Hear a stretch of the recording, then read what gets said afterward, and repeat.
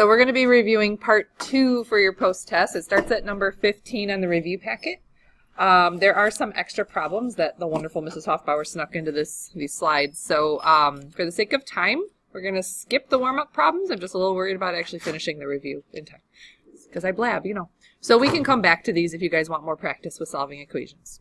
But let's take a look at number 15. So there is a question like number 15 where they want, where's this? There we go. So you need to look at this part of your trig formula sheet. So if you're on your one from your folder, it's like a salmon-y color. And these are all the different double angle relationships.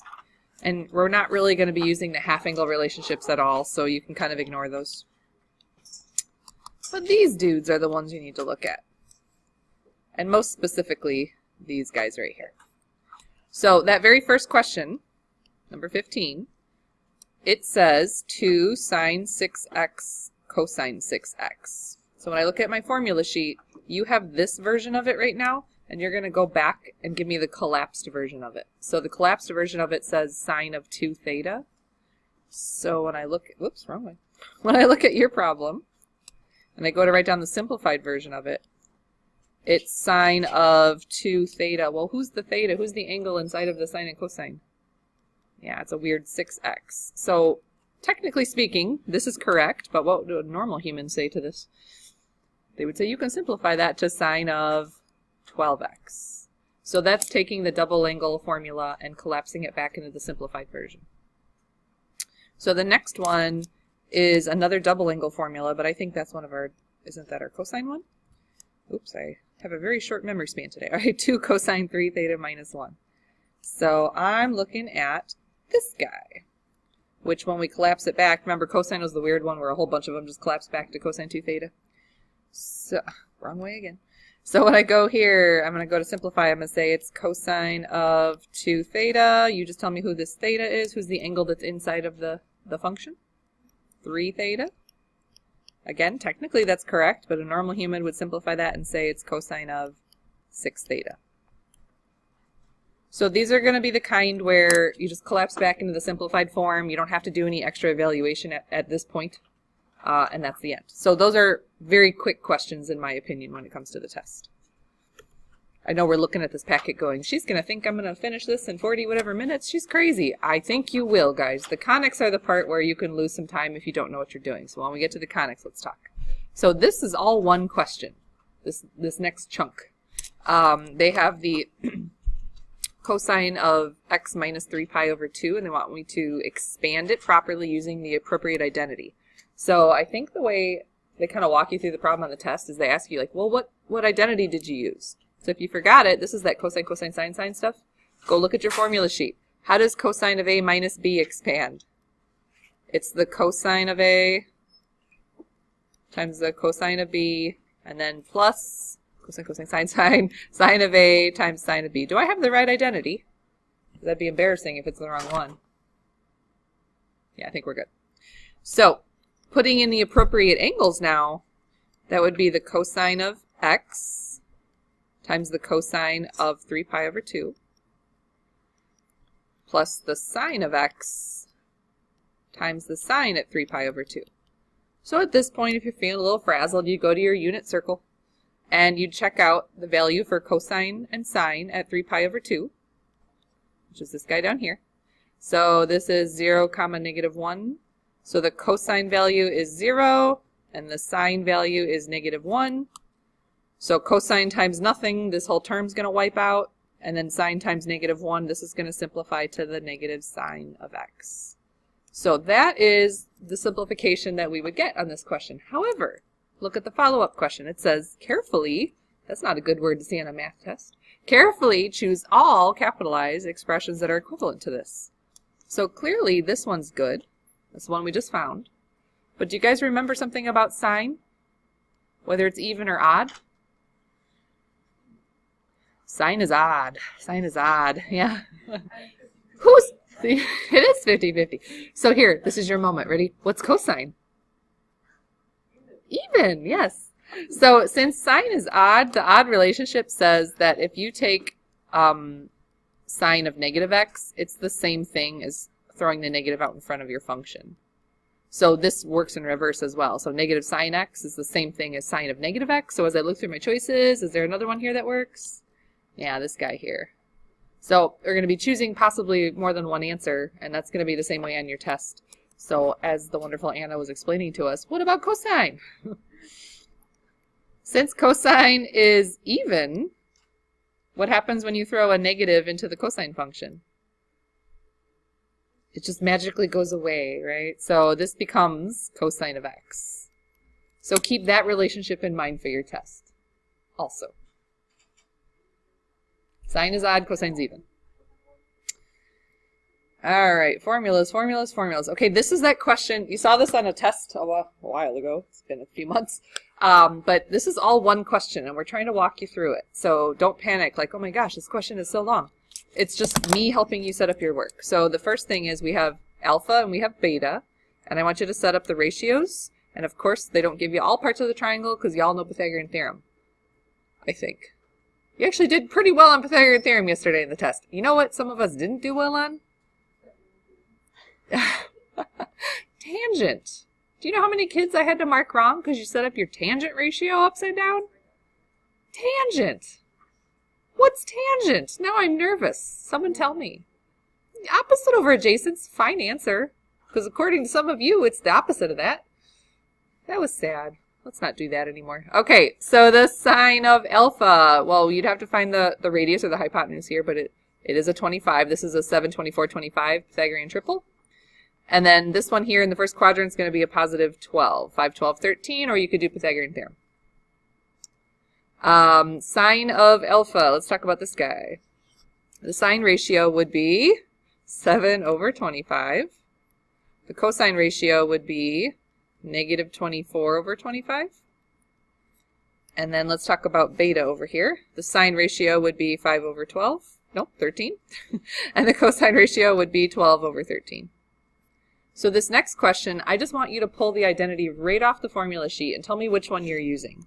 So if it's sine of alpha minus beta, that expands to the sine, cosine, cosine, sine one. So sine, and you can use A and B if you don't like writing the Greek letters. So sine, okay, I'm going to get it wrong. Sine, cosine, read it to me, guys. Is it A or B? I always get this one wrong. A, then B. That makes sense. And then I keep the same sign, don't I? On sine? If it's minus, it stays minus. Okay, sine, cosine, cosine, sine. There we go. So that's just the formula. Now here's my work. So it says take the sine of alpha, or the sine of A. This, remember, is this. So we put a 7 over 25 in place of that. And then it says multiply it by the cosine of B. Well, that's this guy. And then cosine of A, which I'm going to use parentheses, so that's a negative 24 over 25. And then times the sine of B, which is 5 over 13. All of these can be in parentheses, guys. You don't have to do anything weird here. And you're most definitely going to want to type this in your calculator and do a quick math enter at the end. These usually come out to horrendous fractions. Don't panic. This one is extra horrendous. Is it 204 over 325? That doesn't feel right. Well, that sounds fun. It's probably something I typed wrong. You're about to earn another prize of another typo on my key. Not a typo. It's not a typo when the human does it. It's just a mistake. What'd you get? Oh. Well, somebody's wrong. Is anybody else getting this? Okay. It's okay. It's just you. You're in good... That's true. You're in good company. That sounds like something I would have done. All right. Move. Hey, it's okay. You could be like me. So we're going to be solving a trig equation. Remember, you had a trig equation on yesterday's test. It was the kind where you factor out a common term. You guys did a really nice job with that. This is a different kind of factoring. This is the one that kind of emulates a quadratic. So if you don't like the fact that there's sign functions in here, then you can just create like a polynomial and replace all the signs with x. Minus x minus 1 equals 0. If you were to factor that quadratic for me, carefully factor that and watch your signs and where they go. So that would be a 2x times an x. How about a -1 here and a +1 here? Because that would multiply to -2 plus 1 in the middle, which would add up to -1. Okay, so your solutions here to a quadratic polynomial are very exciting, but remember, we're not using x, this is a sine function, isn't it? So what a lot of you go do now is you kind of transfer this back over to trig land, and you say this is 2 sine x plus 1 times sine x minus 1. Some of you got so good at these you didn't have to take this algebra detour, and that's awesome, but like I don't think tomorrow is the day to like play it by ear. Just do it the easiest way you can. Let's go ahead and solve now. Take your turn equaling 0, set this equal to 0, set this equal to 0. Now this time they just want your answers between 0 and 2 pi. You don't have to do that plus 2 pi n business. So if I were to solve this one, you would get sine of x equals, subtract the 1 and divide by 2. And then if I solved this one, it would be sine of x equals +1. Please be careful on that one though. Where is sine on your unit circle coming out to a -1/2? Good. 7 pi over 6 and 11 pi over 6. Cool. And then where does sine come out to +1? It's at pi over 2. We had a couple of people tell me that happened at 3 pi over 2, but that's -1, so be careful. All right. Moving along. Simplify. So this is where you get to do some trading. So I have your trig identities there. You should be focusing in on some things that are easily traded out. And I know there's a lot of things we could trade and not necessarily just one way to do this, but I'm not going to put a horrible one on your test, guys. This, my friends, this is a Pythagorean trade. Find it. What is 1 plus cotangent squared equivalent to? Cosecant squared? Yeah. Oops, cosecant squared. And then I'm probably not going to bother trading sine squared and cosine squared, and I am going to go trade secant, I think. In fact, while we're at it, if you don't mind, can you trade that too? Cosecant squared would be 1 over sine squared. Very good. And maybe this wasn't the most efficient way to do the question, and maybe it was. I don't know.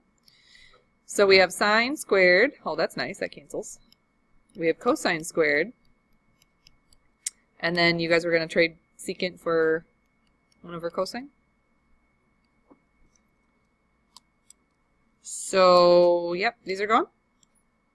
And then cosine squared over cosine is going to simplify to a singular cosine. Whoops, that answer goes here. I think on the test, for the justification part, it asks you, like, very plainly, it says, like, what trig trade did you use? So I think you have to write that Pythagorean out, but I forget. Just, you guys are really good at figuring out which trades to do. Some of you take a weird detour to that question, and you end up at the same spot, and that's okay. But it's going to be very similar to that one, where you're going to probably make a Pythagorean trade, and you would trade secants and cosecants for their reciprocals. Oh, conics, they're back. Formula sheet. Here we go. So this question on your review, and I think the formula sheet we decided was green, the one that you guys have, or green, blue, green. It's yellow. Okay, none of those things. It's yellow. Never mind. Oh, the one I kept giving you was green or blue. That's what it was. That's right. So this one, they want you to rewrite it, which is fancy talk for complete the square, and then figure out what kind of conic it is. So talk to me about your approach here, guys. I only see that there's an x term that's being squared, so what kind of conic would only have a singular variable that's squared? This is a parabola. So, spoiler alert, parabola. If I want to complete the square in the parabola, this one's kind of weird, because there's really nothing to do other than, like, get the x squared by itself. I might subtract the 2y and subtract the 10 over, because they want it in conic standard form.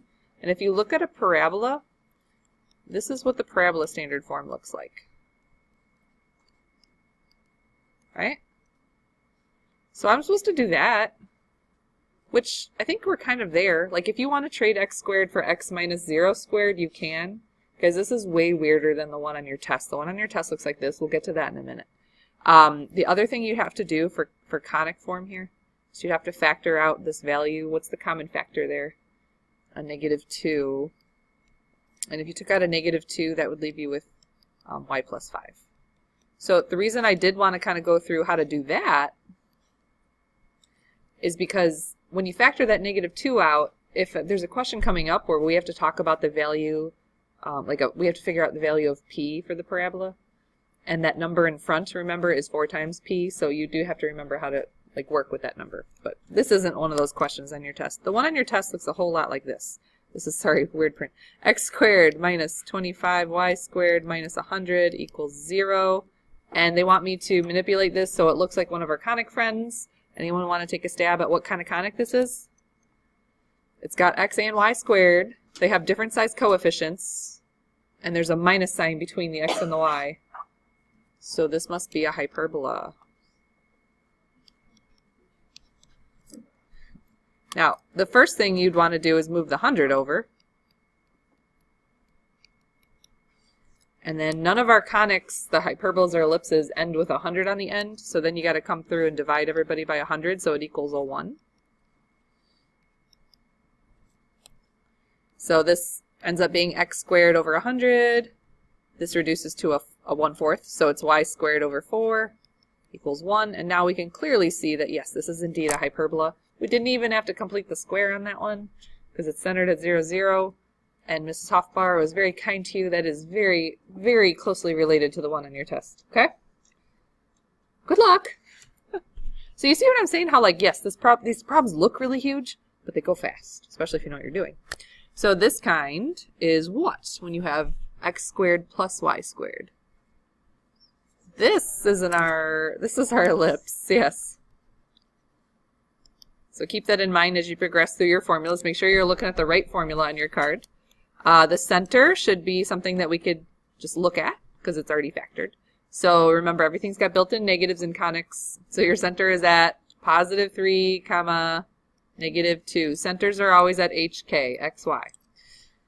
So this is where you can do your work, but your next thing you have to find are the vertices. So the formula for this, has anybody figured out which formula you're supposed to use? This is where it gets kind of confusing for kids because we take different approaches. I'm horrible with formulas, so since I have to graph it, I kind of sneak over to the graph right now. I graph my center at 3, -2. And then because the x value has a 4 underneath it, that means that you're going to move 2 in the horizontal direction, right? X would be horizontal. So we're moving 2 this way and 2 this way. And then because underneath the y you have a 16, that means you're going to be moving 4 in the vertical direction.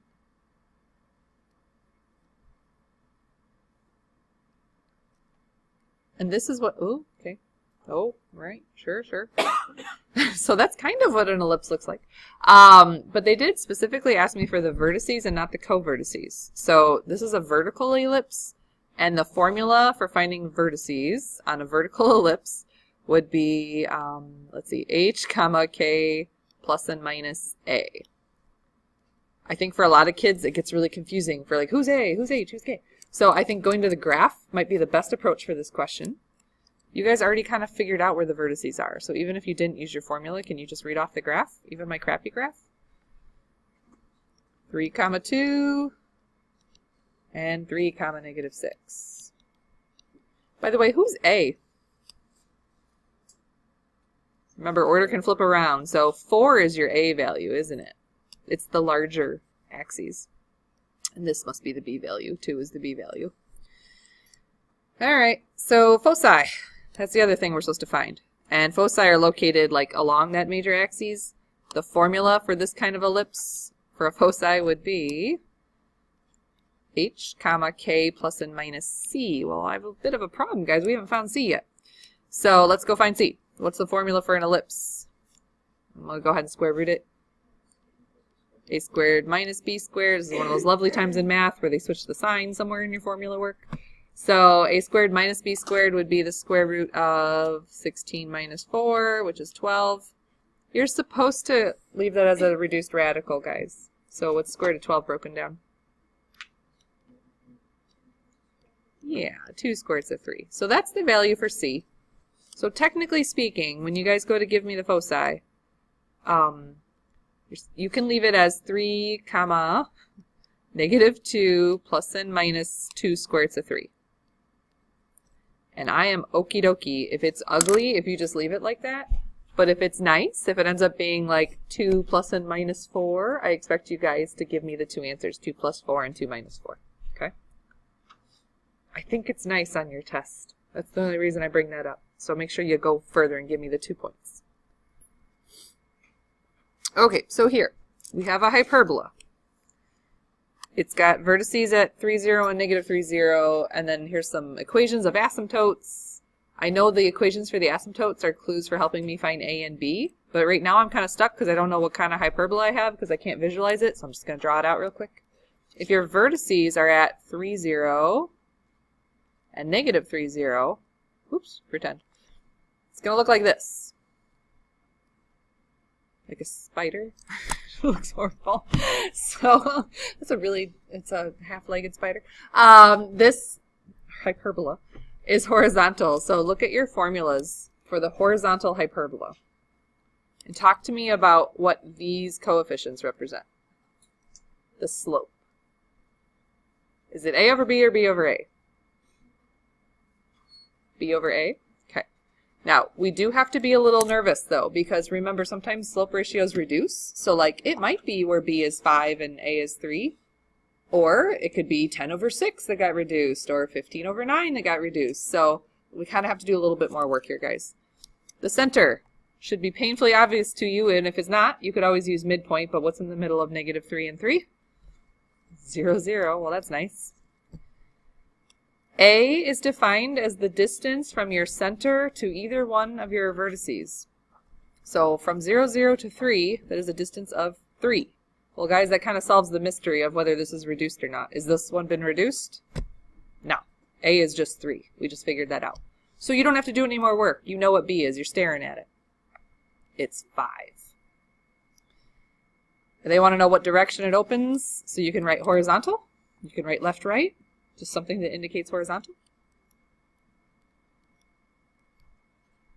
And then now they want you to write the equation. So good news, it's one of those centered at the origin ones, so you're not going to have to think real hard. However, it is horizontal. So which one comes first, x squared or y squared? It's x squared. So x squared over, and then this formula goes in a very particular order. X squared over a squared. So what would a squared be? 9. And then minus y squared over b squared, which would be 25. And then hyperbolas and ellipses are always equal to 1 at the end.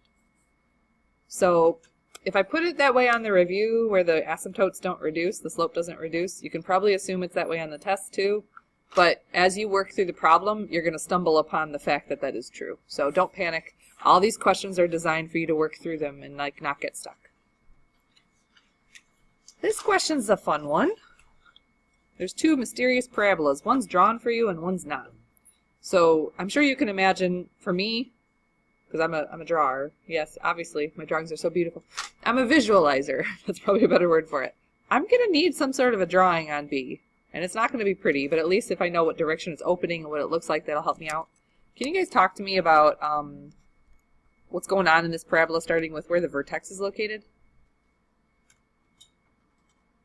1, -3 is the vertex. Pretend it's right there. What direction does this parabola open if the y is being squared? Is it horizontal or vertical? Let's start with that. If y is being squared, it's horizontal.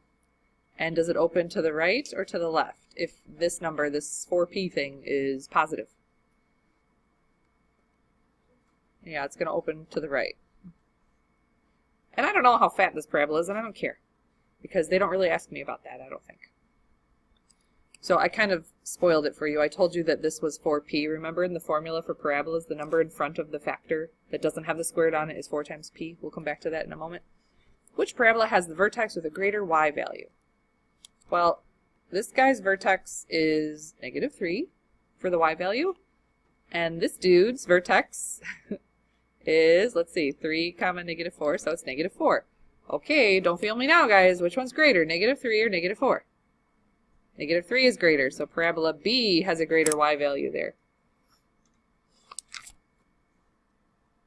Explain which parabola has a focus with a greater x value. So first of all, now you got to start thinking about foci. And I'm just going to kind of throw one on the line here. I don't know exactly where it is because I haven't calculated it, but this guy's foci would be yonder.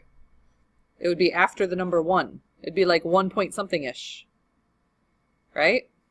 Or maybe 2 if it got crazy, but I don't think it even gets to 2. What about this guy? What's the x value of this one? It's for sure x equals 3.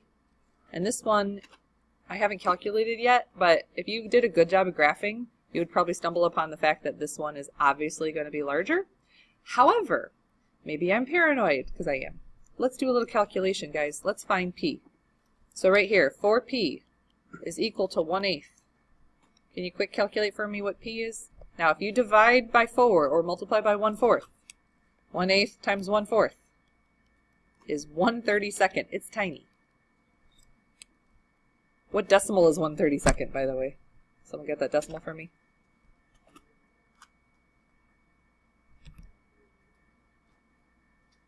Yeah, me neither. Can someone type 1 divided by 32? Leaving me hanging here. This is the first time you got your calculator out? You're funny. What'd you get to? Okay, cool. So this number, however far over it is, remember it was at 1. Now it's at 1.03125. So parabola, what do they want, greater? So this guy, parabola A, has a greater x value for the focus point because, and then this is where you explain. Like you could flat out say, because parabola A has an x value of 3 and parabola B has an x value of 1.03 whatever, and obviously 3 is greater. The one on the test is going to be way more obvious. Like for instance, if the parabola is opening leftwards, that means the focus point is going to be to the left of it and just getting smaller and smaller. So it'll be a really obvious one on the test. You probably won't even have to calculate anything. So that's kind of nice. But I think how we started this question with sketching out the one that's not sketched is probably the right way to go. So I didn't obviously write an explanation down, but you're going to put some math words here. It's going to be lovely. Ms. Hoffbauer changed this one for you, so it reflects more of like what's on the test. So if you wouldn't mind changing this question, if you've already done it, you probably encountered some nice fractions. They were lovely, weren't they? Yeah, I did that one too. The one on the test does not have fractions in it, so that's why she was deciding to change this. So they want you to use an algebraic method, that's fancy talk for completing the square, to identify the center and radius of the circle. So for circles, you group all the x's together, and then you're going to complete the square with me. And you're going to do the same thing with the y's. So y squared plus 10y. Complete his square. This existing constant needs to move. So it equals +1 when you move it over. But what am I forgetting to do here, y'all? Balance. I had to write this word on a lot of tests last time. Balance, balance, balance, guys. So what goes in this blue blank that'll complete the square? Remember, you take half of the middle term and square it. That's a 36. And then right here, half of the 10 and you square it. That's a 25. Okay, so now they want my conic equation. Here we go. This is x minus 6 squared plus y plus 5 squared. And then a little adding. 36, 25, and 1 is 62. Did I add that right? Because I don't know, because I didn't do this question. I like your silent protest, though. That's good. Is it 62? Okay, cool. So, where's the center? Opposites are built in, so 6 comma -5. And then the length of the radius is this square rooted, so I would just leave it as the square root of 62. If it happened to reduce nicely, please do. 62 does not reduce, right? Does it? No. 4 would be 60. So no. Alright. What kind of conic is it? Who's A? Who's B? And then find the eccentricity. Using my British pronunciation these days. See it? So what kind of conic do you have here, guys? If it's x squared minus y squared. This is hyperbola. So hyperbolas are very specific. The first denominator is always a squared. You cannot flip the order, so you got to be careful on this one. So a is 2 and b is 6.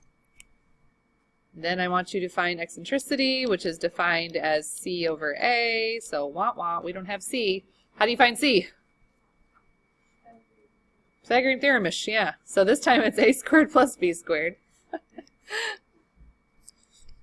And that would be, what do we got here? 4 plus 36, which is 40.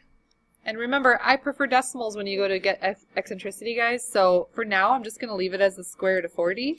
And then I want you to divide it by a, which is 2. If you're using an older calculator, make sure you close the radical before you divide by 2. If you've decided to leave this in radical form, good for you.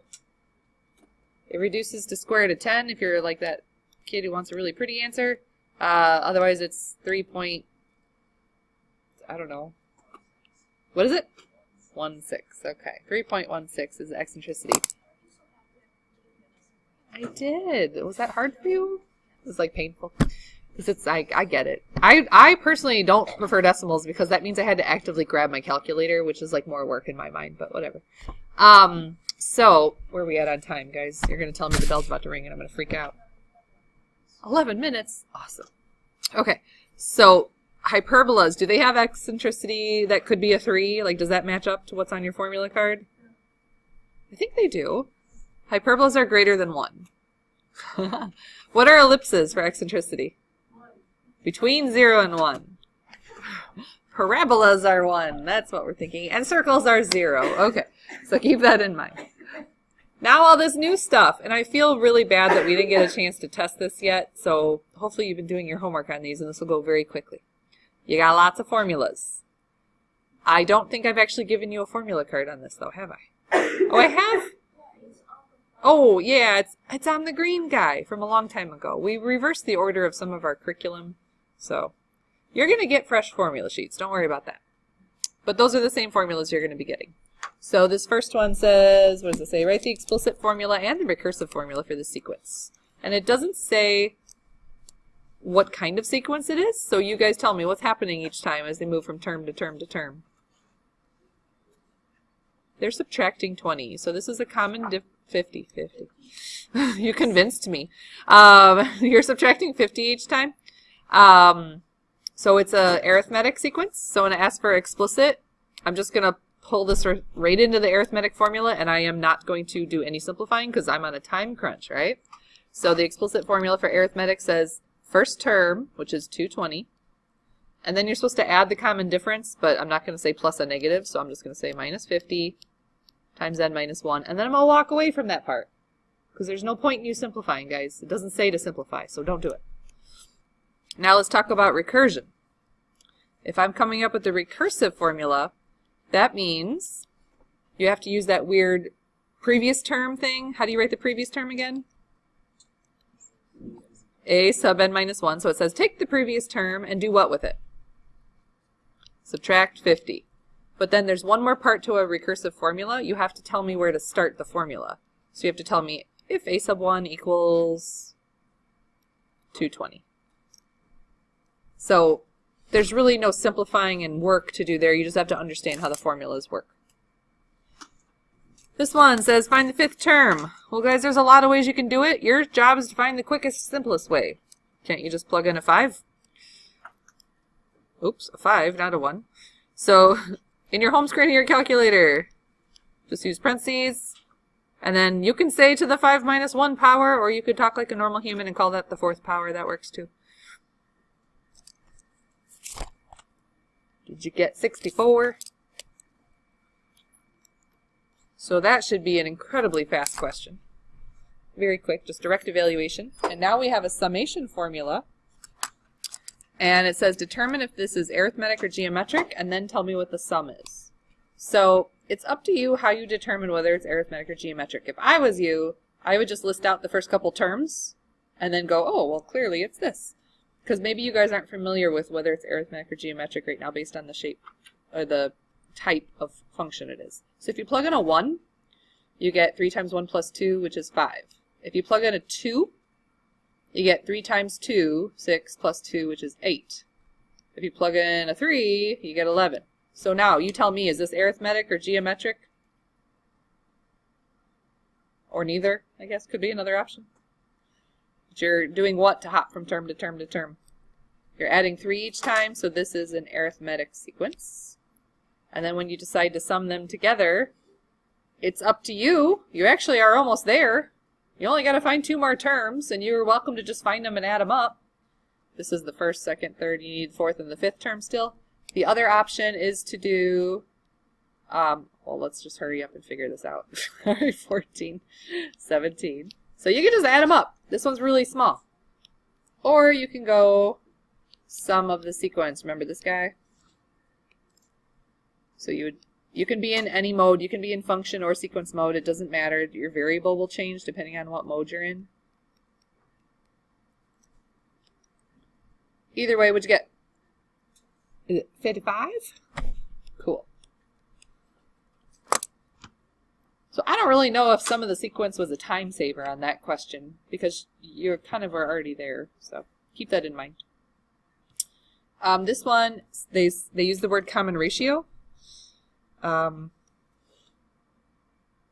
feel like that's a mistake because it says it's the common ratio of an arithmetic sequence. I think they meant common difference because they use D equals instead of R equals, so that was a whoopsies on my part. Sorry. They want you to just find the 7th term. So it's up to you how you do that, guys. You can either find the formula and then plug in a 7. You could figure out how many hops you got to go to get to 7. For a lot of kids, they just go into the explicit formula and they use 7 for n. So starting term of 17, and then a common difference of subtracting 1.5. Whoops. And then if you're finding the 7th term, it would be times 7 minus 1 steps, which is 6 steps. So either way, we're doing the same math, guys. When you type all that in your home screen of your calculator, you should get an 8. How are we doing on time? What? Yes. We're about to finish. And I've been blabbing a lot today. Alright. This one looks complicated, but we're just trying to get your vocab out of the way. So, here's 3 different sequences. They want you to explain how you could rank the common ratio of each of these 3 sequences in order from least to greatest. So I guess the issue is, can you tell me who the common ratio is? So when you're in a recursive formula, can you pull out who the common ratio is? Do you see him? It's this dude. So the common ratio is 5/4. Well, I already know this is going to be a problem because of the fraction. I'm going to change that to 1.25. This guy, you should be able to pull the common ratio straight out of the formula. Do you see him? It's a 2. And then this guy, maybe you're not sure what the common ratio is yet. So maybe we could do that geometric mean business. So in the first term, it's a 3. And then there's a missing 2nd term, right? We don't know him. And then there's a 3rd term, and it's 18.75. So talk to me, guys. How many hops are we doing here to get from 3 to 18.75? We had to multiply that common ratio 2 times. So what you're going to need to set up for me is 3 times some mysterious common ratio to the 2nd power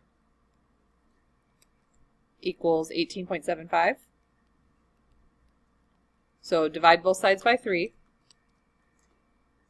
And then square root it. And technically you get positive and negative. Is it 2.5?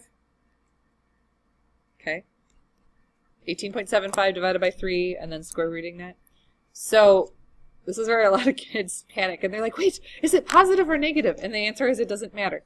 Because whether it's positive 2 or negative 2, well, I guess it does matter. Ignore me. It can't be negative. Shut up, Abruzzo. Why can it not be negative? There's only one little blank in the middle. I got a little confused for a minute. This is a case where it's just 2.5. I got a little confused. So, I did say confused. Do you kids not say that? That's an Illinois thing. I don't know. Let's see. If it was negative 0.25, this would be a negative, and then, oh, maybe it could be. Oh, that's confusing. Okay, so here's the way it is on the test. It doesn't matter. Because regardless of whether it's positive or negative, it's still going to be this term in the listing of them, okay? So on the test, it's really, really clear. This one's a little unclear, my bad. Let's just pretend we don't remember this plus or minus thing. In that case, what order would you go in? Who's the smallest? Yeah, I'd go with A. And then it's B. And then it's C. I apologize. Well, your teacher's just going to make up a weird rule where she says, find the absolute value of the common ratio. That's not a thing. Oh. Oh, your explanation for this one? Yeah. So your math is probably going to look like your explanation. Yeah, you're going to say the common ratio is this, the common ratio is that, and the common ratio is this. And then, obviously, I'm going to be a little generous on my grading on your explanation on that one, okay? I understand. I get it, guys. Here's the thing. When we had to write up these post-tests, they demanded that we make them like higher level thinking questions where you had to explain your process on every single question.